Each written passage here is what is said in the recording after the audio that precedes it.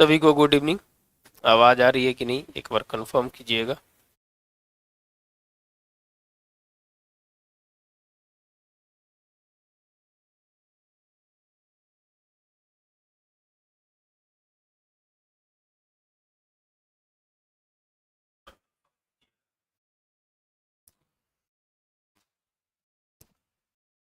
तो हेलो दोस्तों, मैं सुबह कुमार। डीएसओ को लेकर जो डीएसओ का कल जो रिजल्ट आया है जिसमें 534 लोग जो प्रीलिम्स पास किए हैं उनके लिए जो क्लास है जो स्टार्ट हो गया है। और GS1 GS2 हमारे के यहाँ आप है जो कर सकते हैं। और उसका उसका कुछ important points please sir continue syllabus cover करा दीजिए, कोशिश जरूर करेंगे। सबसे बड़ी बात है कि आपको कंसाइज क्या है कि एक लिमिटेड समय में कंसाइज है जो मॉडल आंसर चाहिए और इम्पोर्टेंट चाहिए। तो आज हम कुछ प्रस्तावना प्रियम्बल को लेकर हम अलग अलग 2-3 पार्ट में है जो आपको बताने का प्रयास करेंगे। जो अच्छा लगे है जो आप मॉडल आंसर को अपना सकते हैं, अलग अलग तरीके से जो लिखा गया है बहुत ही महत्वपूर्ण है। जो भी देख रहे हैं एक बार लाइक एंड सब्सक्राइब जरूर करें। हमारे साथ जुड़ने के लिए 9673258206 पे आप GS1 GS2 के लिए जुड़ सकते हैं। पेपर पीडीएफ बहुत इंपॉर्टेंट है। करंट अफेयर्स के लिए 90 क्वेश्चंस तैयार किया गया है, हम आपको पेपर पीडीएफ भी दिखाएंगे। और आज प्रियम्बल का 2-3 पॉइंट्स बहुत इंपॉर्टेंट है, कुछ मॉडल आंसर भी है जो आपको जो दिखाने का है जो प्रयास करेंगे। तो जो भी देख रहे हैं एक बार लाइक एंड सब्सक्राइब जरूर कर लेंगे। सबसे पहले जो हमारा पेपर पीडीएफ है जो आपके लिए करंट के लिए सभी मैगजीन्स को ये मार करेगा। कोई मैगजीन्स बाजार में जैसा नहीं होगा जिस प्रकार से इस प्रकार बनाया गया है। 12 महीने का ये पीडीएफ है, 12 महीने का 385 पेज का, पिछले अक्टूबर से लेके अब तक का है जो इसमें जो रखा गया है। दोस्तों बहुत ही इंपॉर्टेंट है आपके लिए। आपको करंट अफेयर्स के लिए कहीं जाने की जरूरत नहीं है, आप इसको कर लेंगे। छोटा कॉपी में नोट्स बना लीजिए, छोटा कॉपी में नोट्स बना लीजिए। करंट कहीं इधर से उधर नहीं जाने की जरूरत। ये आपको GS1 GS2 दोनों में काम करेगा। आपको कहीं भी आपको वर्ड पावर को बढ़ाने में बहुत ही काम करेगा, समझ गए। तो आप इसको जरूर है जो लेने का प्रयास करें, बहुत ही काम करेगा आपको हर चीज हर एंगल से। बहुत बढ़िया चीज है ये 12 महीने का पीडीएफ है। इस पीडीएफ को लेने के लिए आप यहाँ कंसल्ट कर सकते हैं 9673258206 पे जो कंसल्ट करके इस पीडीएफ को ले सकते हैं। 12th मंथ का ये पीडीएफ है। 90 क्वेश्चन है जो इसमें करंट अफेयर्स अभी तक के 10 महीने 12 महीने में 90 क्वेश्चन करंट अफेयर्स को निकाले गए हैं। बहुत इंपॉर्टेंट है, आप है जो इसको लेकर आप पढ़ सकते हैं।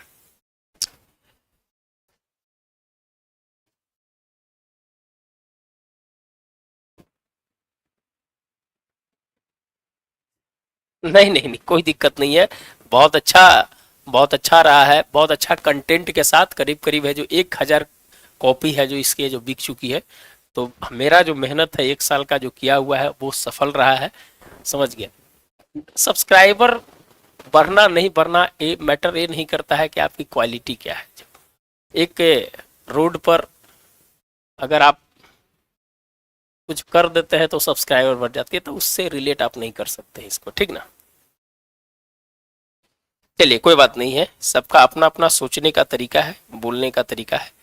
चलिए तो इंपॉर्टेंट है कि आप है जो इसको ले सकते हैं। और अलग चीज है कि आपको प्रियम्बल के लिए जो मैंने आपको बताया कि जो प्रियम्बल का जो फर्स्ट है उसको है जो देखने का प्रयास करें, बहुत इंपॉर्टेंट है आपके लिए। देखिए क्वेश्चंस यही है, क्वेश्चंस है अलग अलग तरह के क्वेश्चंस है जो प्रियम्बल से बनते हैं। भारत में शामिल संविधान प्रस्तावना का महत्व एवं संवैधानिक चर्चा करते हुए इसमें शामिल दर्शन और किस प्रकार है जो क्रियान्वित किया गया है इसके बारे में है जो आपको प्रियम्बल से बहुत तरह के क्वेश्चंस है जो आपको बनेंगे, लेकिन किस तरह से है जो इसके भूमिका लिखना है इसको है जो हम दिखाने का प्रयास करेंगे। बहुत इंपॉर्टेंट होगा। आपको इस तरह का भूमिका आपको कहीं भी देखने के लिए नहीं मिलेगा। आप है जो खुद है जो पढ़िए, उसके बाद है जो इसको जज कीजिएगा कि कैसा है। जो संविधान की प्रस्तावना प्रकाश पुंज की भांति, आप लिखते समय ये सब चीज है जो अंडरलाइन कीजिएगा जरूर।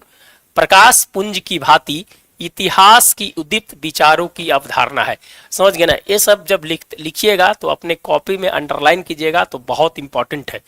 संविधान की प्रस्तावना प्रकाश पुंज की भांति इतिहास की उदित विचारों की अवधारणा है जो संविधान के प्रवेश द्वार के रूप में उसके लक्ष्य, उसके उद्देश्य, उसके आदर्श का प्रतिबिंब दिखाई देता है। एकदम सदी हुई भाषा में है जो आपको है जो इंट्रोडक्शंस लिखना है, बहुत इंपॉर्टेंट होता है इंट्रोडक्शंस लिखते समय। इसके जनता की स्रोतों की शक्ति, जो जनता की स्रोतों की शक्ति कहां से है, हम भारत के लोग के साथ साथ नैतिक और आध्यात्मिक का संगम मिलता है। ये सब जहां पर आपको लगे कि अंडरलाइन करना है, उसमें है जो आप लिखने का प्रयास कीजिएगा कि नैतिक और आध्यात्मिक का संगम मिलता है। इस तरह से है जो आपको वर्ड है जो वर्ड पावर ऐसा होना चाहिए कि आप जब कॉपी जब आपके एग्जामिनर देख रहा हो तो निश्चित रूप से है जो आपसे जो प्रभावित हो जाए। समझ गए? फिर आगे लिखना है कि न्यायविद के अनुसार जहां संविधान अस्पष्ट है, इसकी व्याख्या की कुंजी के रूप में, प्रासंगिकता के रूप में है जो दिखाया जाता है। तो ये है जो आपका इंट्रोडक्शन है, जो 5 लाइन का इंट्रोडक्शन है जो आपका रहना चाहिए। ठीक ना?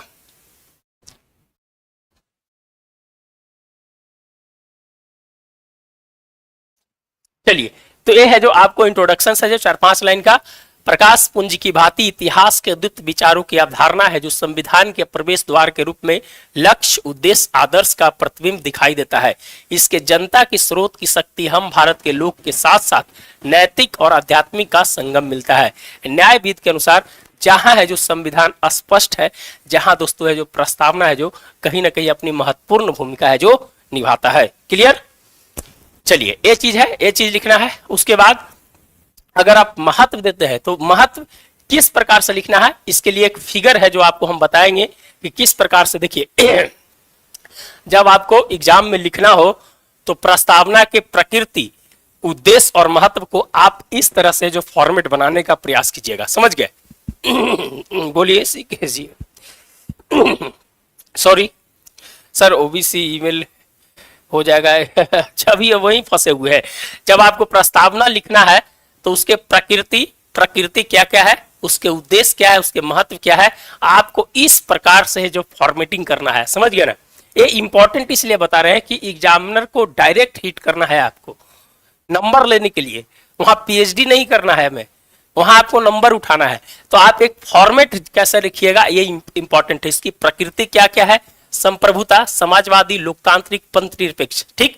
फिर है जो इसके उद्देश्य क्या क्या है, स्वतंत्रता, समानता, बंधुता, न्याय एवं स्वतंत्रता है जो इसका क्या है, उद्देश्य है। और महत्व, जहां पर संविधान अस्पष्ट है वहां प्रस्तावना को महत्व है जो बढ़ जाती है ना। संविधान निर्माताओं के विचारों को है जो समझने में सहायक है जो भूमिका होती है। तो आपको इस तरह से जो फॉर्मेटिंग है जो करके लिखना है। क्लियर? चलिए, हम कुछ आपको इस तरह से जो मॉडल आंसर दिखाएंगे। अब है जो देखिए, अब है जो हमें दिखाई दे रहा हो कि नहीं, ये थोड़ा सा अब है जो हमें संप्रभुता को अलग से थोड़ा सा डिफाइन करना है। अब संप्रभुता क्या होती है? संप्रभुता 2 प्रकार की होती है। आप एक संप्रभु देश है, लेकिन जब आप इंटरनेशनल साइन कर देते हैं, यूएन के साथ साइन करते हैं, बहुत सारी संधि पर साइन करते हैं, तो आपकी जो बाहरी संप्रभुता है जो खत्म हो जाती है ना।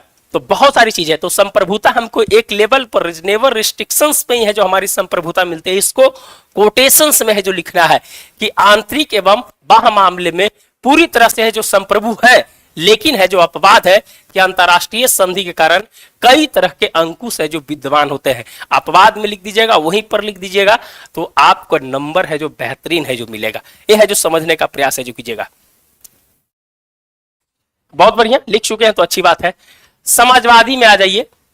समाजवादी, हमारी विचारधारा समाजवादी, शासन, प्रशासन और सरकार के आधार पर है जो कोई भेदभाव है जो नहीं किया जाता है। लेकिन दोस्तों, अगर मान लीजिए कि भूमि जमींदारी, प्रिवी पर्स और है जो असमानता के कारण क्या हुआ कि नक्सलवाद का जन्म हुआ, सब लोगों के साथ जो न्याय नहीं हुआ तो नक्सलवाद एक अपवाद के रूप में जन्म हुआ, तो वहां पर हमारी समाजवादी शक्ति है जो क्या हो जाती है, विखंडित हो जाती है। तो इस तरह के है जो पॉइंट्स को है जो आपको है जो लिखना है, क्योंकि इसके नकारात्मक रूप क्या है, नक्सलवाद है। ठीक ना। तो आपको इसी प्रकार से है जो इंपॉर्टेंट पॉइंट्स, धर्मनिरपेक्षता में भी उसी प्रकार से लिखना है। हमारे साथ जुड़िएगा तो सब है जो इसको जो पीडीएफ है जो आपको मिलेंगे। अब है जो लोकतांत्रिक में प्रक्रियात्मक लोकतंत्र, जनभागी लोकतंत्र, विचार मूलक लोकतंत्र कैसे है जो दोस्तों check and balance, division of power और डिस्ट्रीब्यूशन ऑफ पावर में जो कैसे कन्वर्ट होता है। निर्वाचित प्रतिनिधि जो होते हैं वो जनता द्वारा उनको है जो संप्रभु दिया जाता है, लेकिन जब है जो सरकार की शक्ति होती है तो वहां संविधान द्वारा दिया जाता है। तो अलग अलग तरह के तोड़ के लिखने का प्रयास कीजिए और है जो आपको नंबर झोली भर भर के मिलेगा। सिर्फ है जो आपके पास होना चाहिए, शॉर्ट में आता है ये क्वेश्चन 8 मार्क्स में, 69 में आया था। हाँ, कहीं भी आए, कहीं भी लेना है, कहीं भी लिखना है, ठीक ना। तो इस तरह के है जो क्वेश्चंस को है जो आपको लिखना है, समझ गए ना। इसके 2-3 मॉडल आंसर है, चलिए एक मॉडल आंसर आप आओ दिखाते हैं। प्रस्तावना सिर्फ दस्तावेज नहीं है, संविधान का दर्पण है, जहां न संसद को शक्ति देता है न सरकार को शक्ति देता है। हाल में प्रस्तावना में संशोधन की मांग, आप कहां तक सहमत है? इस कथन का आलोचनात्मक परीक्षण कीजिए। अभी हाल फिलहाल में है जो दोस्तों है जो प्रस्तावना में संशोधन की मांग भी उठी थी, तो उसके लेकर भी है जो क्वेश्चंस है जो बन सकते हैं। प्रस्तावना ही कार्यपालिका एंड न्यायपालिका का दिशा निर्देश देता है। अच्छा, दिशा निर्देश देता है। चलिए, जो भी देख रहे हैं लाइक एंड सब्सक्राइब जरूर कर देंगे। चलिए, अपनी बात को कमेंट में रखिएगा। चलिए, तो इसके है जो कुछ मॉडल आंसर है जो देख लेते हैं। प्रस्तावना संविधान के आदर्श उद्देश्य, यही तो मजा है यार। मेंस लिखने में क्या है कि वर्ड को एकदम है जो आप अपने करीब लाइए, जितना नजदीक लाइएगा उतना है जो आकर्षण बढ़ेगा। किसके साथ आकर्षण? किसके साथ बढ़ेगा? एग्जामिनर के साथ आकर्षण बढ़ेगा। गलत मत समझ लीजिएगा आप, समझ गए। प्रस्तावना संविधान के आदर्श उद्देश्य तथा मौलिक नियम से समाहित तथा अंतर्निहित है। ये सब पॉइंट्स लिखिए, समझिए। लिखने के लिए बहुत चीज लिखते हैं लोग, लेकिन लिखना क्या है ये इंपॉर्टेंट समझिए। वर्ड पावर जब तक आपके पास नहीं आएगा, हाँ लिख के आ गए हैं, अरे भाई क्या लिख के आए हो, ये चीज इंपॉर्टेंट है ना। तो प्रस्तावना संविधान के आदर्श उद्देश्य तथा मौलिक नियम से समाहित तथा अंतर्निहित है। इस दस्तावेज ने देश के भाग्य को क्या किया है? निश्चित तथा समुचित तथा व्यवस्थित आकार देने में महत्वपूर्ण भूमिका निभाई है। समझ गए? समझ गए क्या कहना है? जो इस दस्तावेज ने देश के भाग्य को निश्चित तथा समुचित और तथा व्यवस्थित आकार देने में है जो महत्वपूर्ण भूमिका निभाई है। वर्ड को समझिएगा, समझ गया ना। वर्तमान समय में बदलती परिस्थिति के अनुसार संवैधानिक प्रावधानों को प्रासंगिक बनाए रखने के लिए परिवर्तन एवं संशोधन अनिवार्य है ना। हमारा क्या है? हमारा जो संविधान है वो क्या है? जीवंत है, आत्मा है। जब जरूरत पड़ेगा जब हम संशोधन कर लेंगे, लेकिन उस संशोधन क्या होना चाहिए? एक नियम के अनुसार होना चाहिए, है ना। इसीलिए तो संविधानवाद के बारे में बताए थे कि नहीं बताए थे?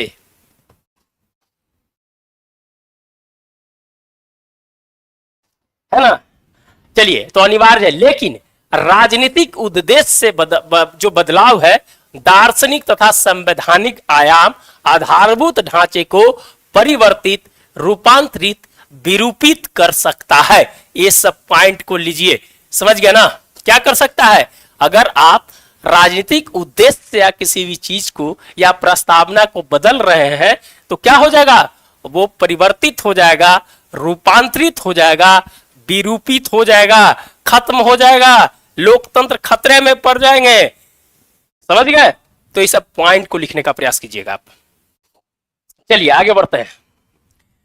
अब है जो इसके 3 इंपॉर्टेंट पॉइंट्स है: संकल्पवादी अवयव, प्रतिज्ञावादी अवयव और घोषणात्मक अवयव। ये क्या कहता है? ये 3 पार्ट जो है, आप किताब पढ़े होंगे ना, प्रस्तावना पढ़े होंगे ना, 50 बार पढ़े होंगे। ऐसा पॉइंट मिला है आपको कि नहीं मिला है? बताइएगा, कमेंट कीजिएगा।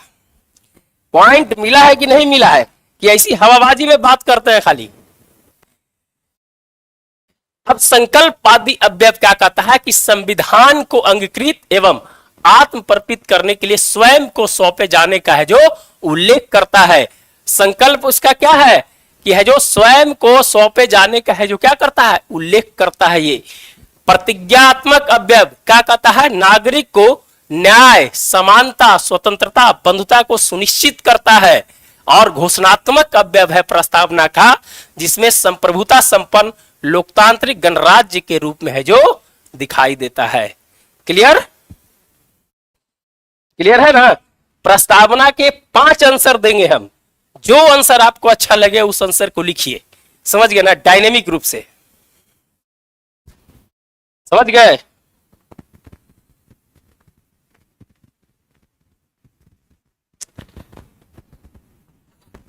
चलिए आगे बढ़ते हैं हम लोग। इसके 3 इंपॉर्टेंट अवयव। अब एक क्वेश्चन इसके सेकंड पार्ट पूछा था कि न ये संसद को शक्ति देता है न ये सरकार को शक्ति देता है। भैया प्रस्तावना में है ना ये संसद को शक्ति दे रहा है ना ये सरकार को शक्ति दे रहा है, तो ये क्या करता है? सिर्फ मार्गदर्शक के रूप में है जो काम करता है। क्या करता है? सिर्फ मार्गदर्शक के रूप में काम करता है। और यही है जो संसद का जो प्रथम भाग है, जिसमें प्रस्तावना के बारे में कहा गया है कि संविधान सभा के उद्देश्य प्लस लक्ष्य के आदर्श को प्रतिबिंबित करता है। इसके प्रथम भाग में है। और दूसरे भाग में जो सरकार के है वो प्रशासक के रूप में, प्रशासन के रूप में काम करता है। ये सिर्फ है जो क्या करता है? मार्गदर्शन देता है। कोई शक्ति है जो प्रस्तावना नहीं देता है। समझ गए? चलिए, संविधान निर्माताओं के दीर्घकालिक, दूरदर्शी और बदलते परिवेश में संविधान की जीवंत आत्मा के परिवेश का सागर बताया है। क्या बताया है? जीवंत। सर बहुत लोग बोल रहे हैं 86, जाने दीजिए यार। कटअप क्या? कटअप के लिए हम बोल दिए थे कि वो मेरा लास्ट वीडियो है, उसके बाद हम कटअप के लिए वीडियो नहीं बनाएंगे। अब हम कटअप के ऊपर कोई वीडियो नहीं बनाएंगे। मेरा लास्ट वीडियो था उस दिन जो हम कहे थे कि इसके बाद हम कोई वीडियो नहीं बनाएंगे। अब जो क्या होगा नहीं होगा, रिजल्ट आने दीजिए। क्यों अब इसके पीछे पड़े हुए हैं?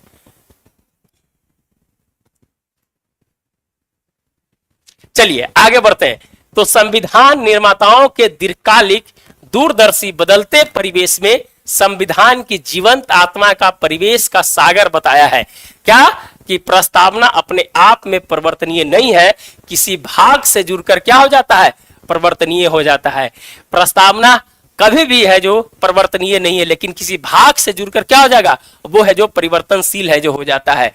अस्पष्टता, संदेह की स्थिति और टकराव की स्थिति में क्या हो जाता है? ये जीवंत हो जाता है ना? संविधान के प्रवेश द्वार और विचारों की धारणा को क्या करता है? यह है जो स्पष्ट करता है। क्लियर? चलिए आगे बढ़ते हैं। जनता की स्रोत की शक्ति के साथ नैतिक और आध्यात्मिक का है जो संगम है जो मिलता है, दायित्व का बोध कराता है। शासन प्रशासन सरकार के स्तर पर भेदभाव नहीं करता। शक्तियों के संदर्भ में अगर हम बात करें दोस्तों, तो इसकी कुछ सीमा है, कुछ इसकी नियंत्रण है। सीमा क्या है? कि भूभाग को स्थानांतरित करने पर क्या करती है? रोक लगाती है ना? जजमेंट है ना? कौन सा जजमेंट है? कमेंट बॉक्स में बताइएगा। कौन सा जजमेंट है? कमेंट बॉक्स में बताइएगा। चलिए आगे है। नियंत्रण जो है संप्रभुता की अवधारणा को क्या करता है? यह है जो सीमित करता है। अब है जो कुछ जजमेंट है, केशवानंद भारती से रिलेटेड कुछ जजमेंट है। उस जजमेंट को है जो आप है जो लिखना है। उसके 2 तर्क दिए गए थे प्रस्तावना को लेकर। आप हमारे साथ जुड़िएगा तो है जो सब है जो पीडीएफ है जो मिलेगा, इस नंबर पर जरूर का GS1 GS2 का लाभ उठा सकते हैं। 9673258206। इसमें पेपर पीडीएफ GS1 और GS2 दोनों को है जो इसमें है जो आपको मिल जाएगा। ठीक ना? चलिए आगे बढ़ते हैं। तो केशवानंद भारती का जो जजमेंट था उसके लिए 2 तर्क दिए गए थे। 2 तर्क है जो यहां से देख लीजिएगा। अब है जो न्यायविद तथा न्यायिक निर्णय के आधार पर है जो प्रस्तावना के बारे में है जो क्या कहा गया है, इसके बारे में है जो समझने का है जो थोड़ा सा प्रयास है जो कीजिए। संविधान की प्रस्तावना एक औपचारिक प्रारूप मात्र नहीं है, बल्कि एक ऐतिहासिक दस्तावेज है। क्या है? एक है जो औपचारिक प्रारूप नहीं है, एक ऐतिहासिक दस्तावेज है तथा संविधान का हिस्सा है। यह संविधान को व्याख्या करने का स्रोत तथा विधि के शासन की स्थापना का आधार है। यह राष्ट्र के भाग के निर्धारण में जो क्या करता है? मार्गदर्शक के रूप में है जो काम करता है ना? इसलिए प्रस्तावना इतिहास का एक परिवर्तन बिंदु है जो अतीत से नाता तोड़कर एक नई दृष्टि की आवश्यकता के साथ साथ निर्मित किया गया था। संविधान की प्रस्तावना सदियों तक विदेशी शासन से त्रस्त लोगों की भावनाओं को क्या करता है, अभिव्यक्त करता है। समझ गए? चलिए फिर इसमें क्या है, इसके 3 इंपॉर्टेंट पार्ट है, गतिशीलता, बहुमुखी एवं निरंतर विकासशीलता। ये इंपॉर्टेंट चीजें हैं और इसके कुछ इंपॉर्टेंट पॉइंट्स है जिसको बहुत मजा आएगा। ये पॉइंट जब पढ़िएगा ना तो बहुत जबरदस्त आएगा। प्रस्तावना क्या है, एक आचार संहिता है।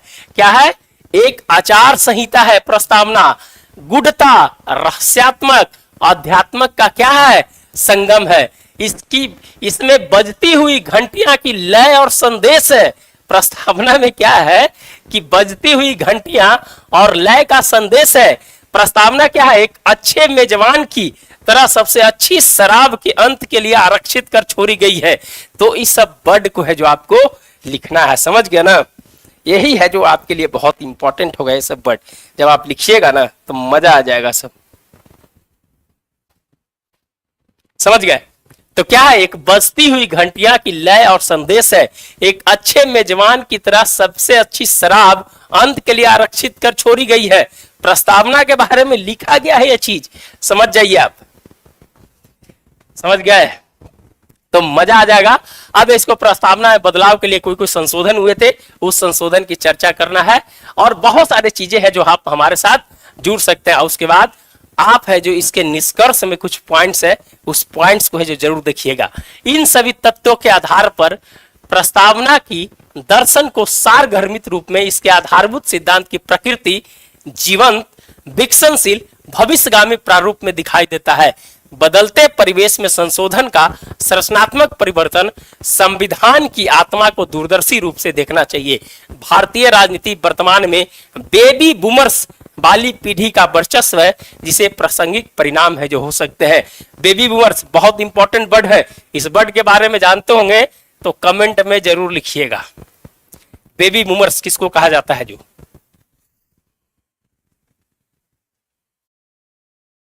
समझ गए थे। ये प्रस्तावना के 3 और है, और पार्ट है प्रस्तावना के। देखिए प्रस्तावना के और है जो 3-4 आर.एन. लोहाटी के अनुसार है जो क्या क्या कहा गया है। समझ गए? ये सब चीज है जो आपको है जो यहाँ पर मिलेगा, बहुत इंपॉर्टेंट है। समझ गए? तो प्रस्तावना से एक 3-4 मॉडल आंसर थे जो आपको हम दिखाने का प्रयास किए। बहुत ही महत्वपूर्ण मॉडल आंसर था। तो जो भी जिनको भी अगर हमारे साथ जुड़ना है आप है जो जुड़ सकते हैं। पेपर पीडीएफ के लिए जो 11 महीने का जो पेपर पीडीएफ है उस पेपर पीडीएफ को ले सकते हैं। 12 महीने का पेपर पीडीएफ है। आप इसको करंट के लिए ले सकते हैं, बहुत ही महत्वपूर्ण है। समझ गए? 385 पेज का टोटल पीडीएफ है। 385 पेज का टोटल पीडीएफ है ये। 90 क्वेश्चंस करंट अफेयर्स के लिए, कहीं नहीं जाना है। आप इसके लिए है जो इस नंबर पर जुड़कर 9673258206 पे है जो ले सकते हैं। तो दोस्तों है जो प्रस्तावना से रिलेटेड एक क्वेश्चन था जो आपके साथ शेयर करना था। हमारे साथ अगर जुड़ते हैं तो आपको मॉडल आंसर भी है जो दिया जाएगा मेंस आंसर राइटिंग ग्रुप में। समय कम है, आप लोग जो भी जुड़ना चाहते हैं इस नंबर पर कंसल्ट करके जुड़िएगा। धन्यवाद। हमने प्रस्तावना को लेकर है जो बताया, फिर है जो करंट अफेयर्स का 90 क्वेश्चन है, 10 दिन में लिखिए, खत्म कीजिए करंट अफेयर्स। हमारे साथ जुड़िएगा तो ये मिलेगा। चलिए जो भी देख रहे हैं लाइक एंड सब्सक्राइब जरूर करेंगे।